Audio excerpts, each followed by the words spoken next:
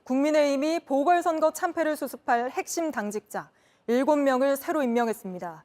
탕평과 쇄신, 그리고 변화를 약속한 뒤 나온 첫 인사 조치입니다. 그런데 내년 공천 실무를 책임질 가장 중요한 자리, 사무총장이 결국 보수 정치의 본산인 TK, 즉 대구 경북 출신에게 돌아갔습니다. 민심을 파악해 선거 전략을 짜는 연구소장엔 수해 현장에서 비상식적인 말을 했다가 중징계를 받았던 의원이 임명됐습니다. 또 한 번의 보수 색채 강화, 친윤석열계 강화라는 지적이 당내에서조차 나오면서 보궐선거에서 표출된 민심을 여당이 제대로 읽은 게 맞는지 의문도 제기됩니다. 먼저 오늘 인선 소식부터 강희연 기자가 보도합니다.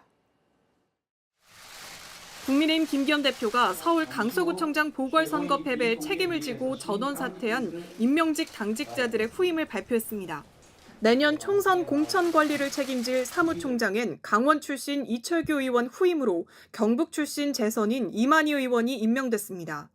이로써 당대표와 원내대표, 사무총장까지 모두 영남 출신으로 채워지게 됐습니다. 친윤계 인사들도 눈에 띕니다. 이 사무총장은 윤 대통령의 대선 캠프 수행단장을 지냈고 함경우 조직부총장도 당선인 상근 보좌역을 지낸 친윤 원외 인사입니다. 김상원 여의도연구원장은 윤석열 당선인 특별보좌역을 지냈는데 지난해 8월 수해 당시 봉사활동 현장에서 막말을 해 당원권 6개월 정지 징계를 받은 바 있습니다. 솔직히 비 좀 왔으면 좋겠다. 대표시원이 사진 잘 나고. 앞서 김기현 대표는 총선에서 지면 정계 은퇴로 책임지겠다며 수도권 인사로 당직을 전면 개편하겠다고 밝혔습니다. 하지만 핵심 당직의 영남, 친윤 색채가 여전한 후임 인선에 당에서조차 수도권 민심을 고려하지 못한 인사란 비판이 쏟아졌습니다. 우리 당이 뼈아픈 성찰을 해야 하는데 드라마 아내의 유혹도 아니고 점 하나 찍고 나온다고 해서 국민들께서 다른 사람이라고 믿어주시지는 않거든요. 한 중진 의원도 친윤 색깔을 뺀다더니 하룻밤 사이에 또다시 친윤, 대구 경북 인사를 낼 수 있냐며 불만을 터뜨렸습니다. 이에 당에선 인재풀이 적다거나 대구 경북을 아예 제외하면 홀대론 이야기가 나올 수 있다는 해명이 나왔습니다. JTBC 강연입니다. 다음은 저희가 단독 취재한 소식입니다. 수원 전세 사기 피해가 심상치 않습니다. 고소장을 낸 사람이 134명, 피해액도 190억 원을 넘어섰는데 더 늘어날 걸로 보입니다. 이런 전세 사기 사건엔 이른바 빌라 왕들이 등장합니다. 자기 돈 안 들이고 산 깡통 전세로 빌라 수천 채씩 굴리다 결정적인 순간에 보증금 떼먹는 사람들입니다. 이번 수원 사건에 등장하는 빌라왕 임대인은 부부입니다. 이 부부한테 당한 피해자를 상대로 경기도청이 지난주 설명회를 열었습니다. 이틀 동안 400명 모였는데 대부분 20대, 30대, 사회 초년생들이었습니다. JTBC가 이들에게서 보증금 가로챈 임대인을 추적했습니다. 돈이 없어 보증금 못 돌려준다던 이 사람들, 경기 양평에만 땅이 10,000평, 2층짜리 주택도 3채나 갖고 있는 걸로 확인됐습니다. 먼저 이혜선 기자입니다. 2년 전 수원에 신혼집을 마련한 부부는 지난 몇 개월이 악몽이었습니다. 지난 4월 집주인에게 전세 보증금 1억 8천만 원을 돌려달라고 했습니다. 생각지도 못한 대답이 돌아왔습니다. 당장 내일 모레라 빼주셔야 될 것 같아요. 노력은 했는데 이제 시장 상황이 그러다 보니까 돈을 못 주겠다는 얘기, 오히려 스스로 돈을 구하라고 하고 돈을 빌려올 수도 있고 방법이 없겠어요. 방법 생각을 안 하는 거지. 돈을 만약에 빌려올 수 있거나 이랬으면 저희가 사정을 할 필요가 없잖아요. 야단까지 칩니다. 저희는 어떻게 해요? 아니 그냥 그 집에 사는 거지 뭐 어떻게 하기는. 뭐 세상이 죽으라는 법 있어요?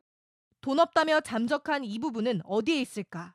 경기도 양평에 있다는 제보를 받고 추적했습니다. 지역 주민들, 이 부부를 수원 왕회장으로 기억했습니다.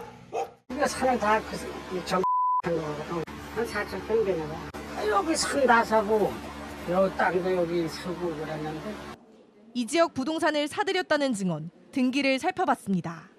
임대인 개인 명의로 된 부동산이 쏟아집니다. 취재진이 확인한 것만 일대 만여 평입니다. 이렇게 정 씨 이름으로 된 땅에 직접 와봤습니다. 제 뒤로는 이렇게 번갈로가 있는 별장을 지었고 바로 옆에는 개발되지 않은 대지를 소유하고 있습니다.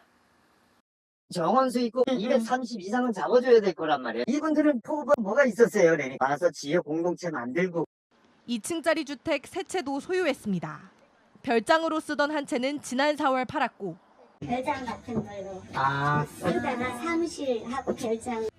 다른 두 채는 세를 주는 등 가지고 있습니다. 얼마 전에도 그 거치 왔다 갔다 가는 거 떨어가는. 줄 돈이 없다고 하기엔 재산이 너무 많습니다. JTBC 이혜선입니다. 또래 여성을 살해하고 유기한 정유정이 오늘 법정에서 이해하기 어려운 주장을 했습니다.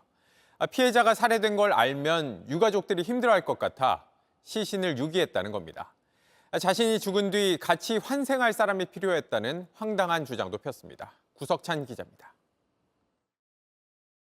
범행 사흘 전 아버지와 통화에서 정유정은 살인을 예고했습니다. 내가 크게 일을 만들어버리면 나도 죽어야 돼. 네가 크게 일을 만들 건 또 뭐 있나? 재혼한 아버지와 갈등을 겪고 할아버지에겐 학대를 당했다며 원망을 표현했습니다. 재판부는 정유정과 지내왔던 할아버지를 불렀습니다. 할아버지는 정유정이 중학교 2학년 때부터 친구들과 멀어지고 삐뚤어지기 시작했다고 말했습니다. 빈부 격차 때문이라고 했습니다. 지난해 침대에 불을 붙이고 물건을 던져 TV를 2차례 부쉈다고 증언했습니다. 우울증 검사를 권유했지만 거부했다고도 말했습니다. 1시간 30분 동안 진행된 신문에서 정유정은 한 번씩 훌쩍이는 듯한 모습을 보였지만 진정성을 의심받았습니다. 수긍하기 힘든 주장을 이어갔기 때문입니다. 피해자 가족 사진을 보고는 유족들이 못 살 것 같아 실종된 것처럼 위장하려 했다고 말했습니다. 환생을 꿈꾸며 같이 죽을 사람을 찾았다고도 했습니다. 피해자가 자신의 목을 조르고 얼굴을 핥히었다고 했고 언제 숨졌는지는 기억 안 난다고 주장했습니다. 하지만 피해자 몸에선 정유정 DNA가 나오지 않았습니다. 이해하기 어려운 증언이 계속되는 가운데 다음 달 6일 세 번째 공판이 열립니다. JTBC 구석찬입니다. 오늘 밀착 카메라는 30년 넘게 산을 깎아 공사용 모래와 자갈을 캐고 있는 채석장에 다녀왔습니다. 업체는 사업 기한을 5년 더 늘리고 이곳에 폐기물 매립장을 짓기로 했습니다. 주민들은 이미 주변 환경이 망가지고 있다며 반발했습니다. 이상엽 기자가 취재했습니다. 여기저기 깎여 암벽이 드러났습니다. 산 한복판에 거대한 웅덩이도 보입니다. 아니 백록당 같이 보이죠. 이거 어마어마하게 채굴한 현장인데 한 업체가 1987년부터 37년째 건설 현장에 팔 공사용 모래와 자갈을 캐는 겁니다. 채석장 땅은 25만 8천 제곱미터, 축구장 36개 크기입니다. 지난 5월 정부가 허가한 사업 기한이 끝났습니다. 그런데 업체는 사업을 5년 더 연장했습니다. 지정 폐기물 매립장으로 쓰겠다며 환경 영향평가도 신청했습니다.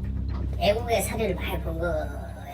유럽이라든지 일본 같은 데는 채석이 알려진 석사 있지 않습니까? 그런 채석장을 활용해서 매립장을 많이 하거든요. 파열돼 있기 때문에. 지정 폐기물은 폐기름이나 폐고무 등을 말합니다. 환경오염 우려가 있는 물질들입니다. 주민들은 매립장을 짓기도 전인데 이미 채석장에서 흘러나온 침출수가 강을 오염시키고 있다고 주장합니다. 네, 이거 보세요, 이거. 기름이요, 기름. 이거 기름이 띠를 들고 있잖아.